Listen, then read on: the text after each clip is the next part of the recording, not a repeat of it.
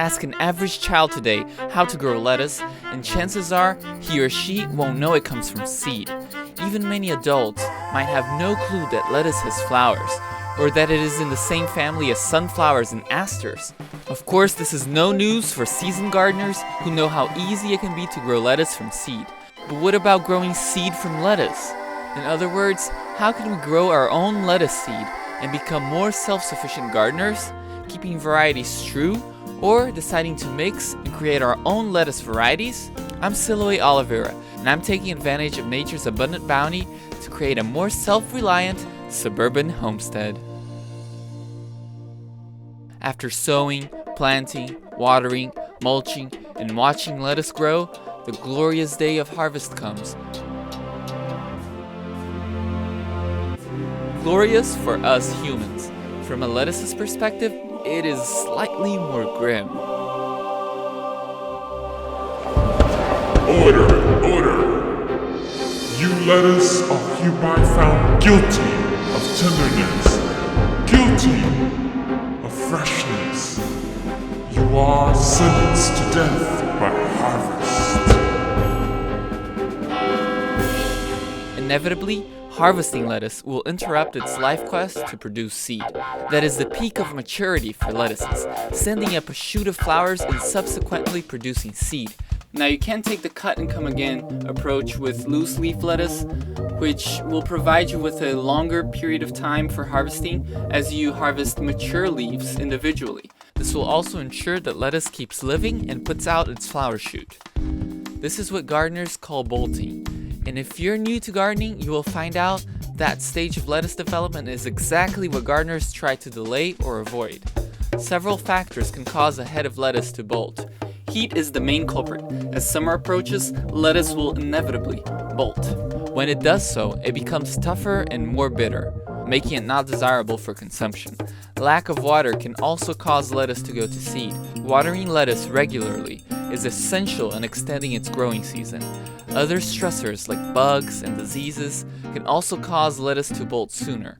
Because of these habits, growing lettuce in the summer is a bit of a challenge, but you can overcome it by providing some shading and protection, by watering it frequently and taking good care of it. But most importantly, by choosing heat-resistant varieties, such as this heirloom salad bow variety that stays tender and sweet during the summer heat. But if you want to save seed in order to have your own supply next year, you must let your lettuce bolt. Most of the time, you will naturally end up with a few plants going to seed because you didn't get to harvest them in time. If that happens, don't panic by removing it just because it's gone to seed, rendering itself inedible.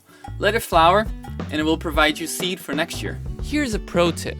If you want to have the lettuce you grow from your own seed be slow bolting, don't select the first lettuce to go to seed as your seed lettuce, because by doing so, for a few seasons, you'll be selecting early bolting as a trait. Select a strong, beautiful lettuce that takes a bit longer to bolt. That way, you'll be selecting a better strain of lettuce. Leave your lettuce to fully mature. It will set small daisy-like flowers, and the flowers will be pollinated. Then the petals will shrivel, and after some time they will open up again as airy, flurry seed pods, much like dandelion. This whole process might take a couple of months, but you don't have to really take much care of the plant by then. Even watering is generally not necessary, unless you live in a dry place. If you want to keep lettuce of a specific variety, make sure that there are no lettuces of other varieties flowering at the same time next to it. Otherwise, you will have crossing going on, and you could even end up developing your own variety, which can be fun. Collect the seed stalks when they open up as fluffy masses. Let them dry thoroughly in a sunny spot. Then gently dislodge the seeds from the seed pods.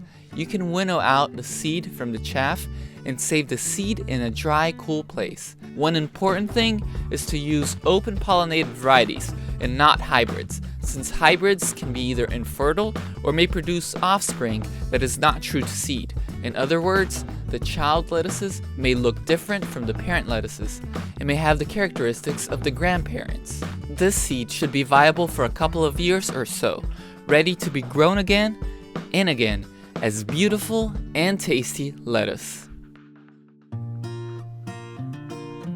we've got a question from a viewer. But before we get to that, I'd like to invite you to watch a YouTube channel which is called Urban Organic for Life.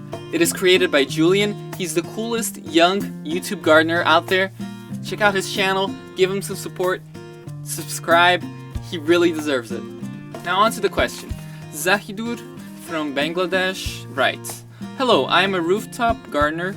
My roof is about 1,200 square feet, and I would like to be more productive.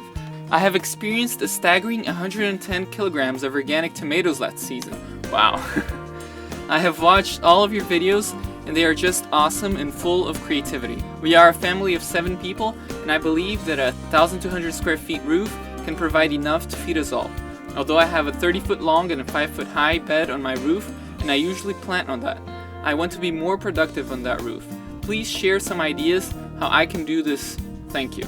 Well, thank you for writing, Zahidur. I personally don't have too much experience with terrace gardening or even container gardening. I prefer to use direct soil, but I can see that in your case, that's not a possibility. It looks, the type of building there in Bangladesh looks a lot like the type of building we have in Brazil with terraces.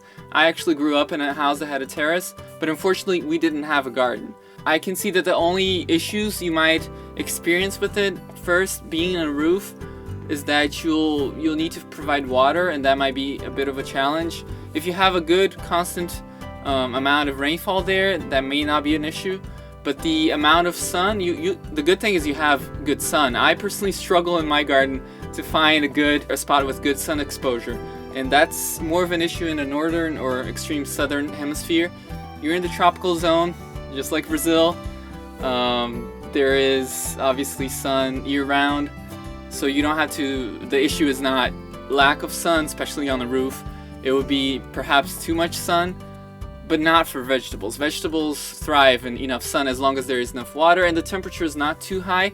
Perhaps things like lettuce and leafy greens will show a bit of distress and might bolt and not work out as well as in cold climates. But whereas like hot season crops, as tomatoes, as you said, you had a great crop of tomatoes, that makes a lot of sense. Tomatoes love the heat, and peppers will do wonderfully. I see that you have a papaya tree. That's amazing. I wish I could grow papayas. I love papayas. And there's this other fruit that I was interested in that you sent a picture. It seems to be a wax apple, if I'm not mistaken, which is in Portuguese it's jambu. It exists there, but I never actually tried it. So now I did find a really awesome documentary actually, a few months ago.